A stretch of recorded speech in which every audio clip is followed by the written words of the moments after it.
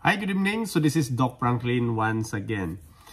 So sa panahon ngayon ay siguro naramdaman niyo na rin yung inflation rate, yung pagtaas ng mga bilihin, at saka kahit doon sa Pilipinas or kahit dito sa Canada ay ramdam na ramdam ko na.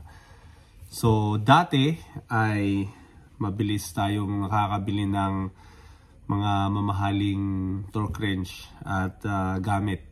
Pero nung tumama yung pandemic ay talagang nag-slow down tayo doon sa pagbili ng mga gamit.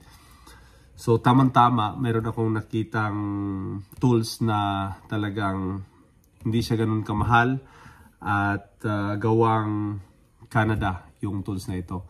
So ipapakita ko sa inyo yung tools na ito na talagang nagugustuhan ko pagdating sa kalidad ng kaniyang gamit, at nakikita ko yung napakagaan, napaka-handy siyang gamitin, at saka napakabilis niyang gamitin, na hindi kagaya ng mga ibang torque wrench na minsan kagaya nitong snap-on ay hirap nang mabasa yung numbers. So yun yung kakaiba, na minsan ay mahirapan ako magbasa nito, lalo na pagka may edad na, ay nahihirapan nga na magbasa kasi minsan na-scratch itong number na ito. So ipapakita ko sa inyo itong torque wrench na ito na napakadaling gamitin at napakagaan. So itong torque wrench na ito ay gawa ng Olsa Tools. Yan, ito. So yan, napakadaling split beam torque wrench. So pang heavy duty construction, quick adjustment, at accurate and reliable. So comfortable and economic handle. So titingnan natin ngayon at bubuksan kong itong torque wrench na ito at ipapakita ko sa inyo kung ano yung maibubuga nito. So part number ay 1224 split beam. Gawa po siya ng Olsa Tools. So yan. So bubuksan natin ngayon ito dahil para matingnan talaga natin yung yung tools na ito. So bagong-bago pa talaga itong tools na ito. Para at least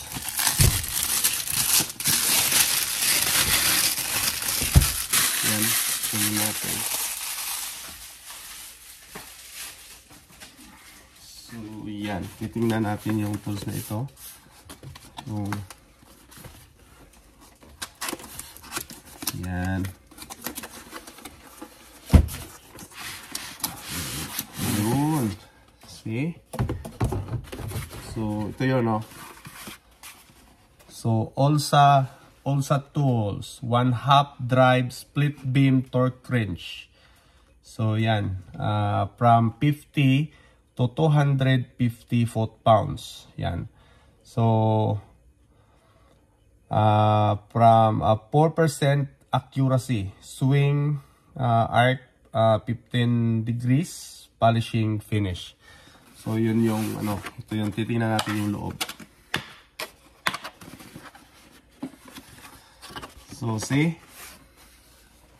napakaganda po siyang tingnan. See, wow, talagang mapapawaw ka. So see, talagang yung kaniyang finish ay napakagandang gamitin. So yan, Olsa Tools. Yeah, see? Yan. So from now on, so ito na yung aking gagamitin. Wow! Napakagandang See? See? Wow. So madali lang siyang gamitin, Ganun mo lang. Release mo. Tapos Kung halimbawa, yan, from 50, so iakyat mo lang siya every graduation ay 5, so 55, 60, 65, 70, 75. So yan, pagka nakasit pagkasit ka na sa 75, ilock mo. That's it. So, torque mo na. Ang kagandahan nito, dahil one-way direction ito one-way direction lang. So, hindi mo siya po pwedeng iluwag.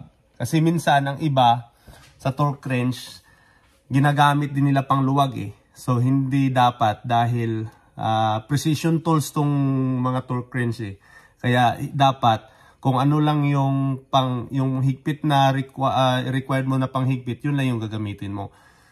Kaso lang, yung iba, ginagawa nilang pangluwag at saka panghigpit. Kaya nasisira yung yung accuracy ng torque wrench ay nawawala. So yan, napakaganda So ganito lang Yan. Disunlock, tapos ikotin mo ganon. See? Kikita mo yung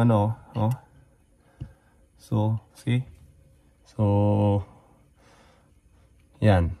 So pagka ikotin mo siya ng clockwise ay yan para makikita nyo. See, ikutin mo 100.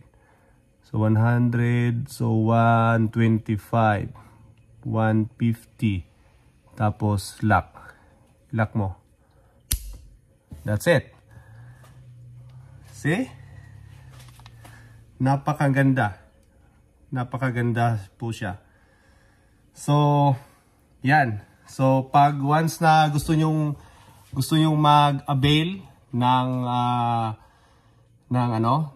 discount nito, ay gamitin nyo yung aking discount number. Ililink ko ito sa baba para at least maka-avail kayo ng discount sa Olsa Tools. So yan. Madali lang.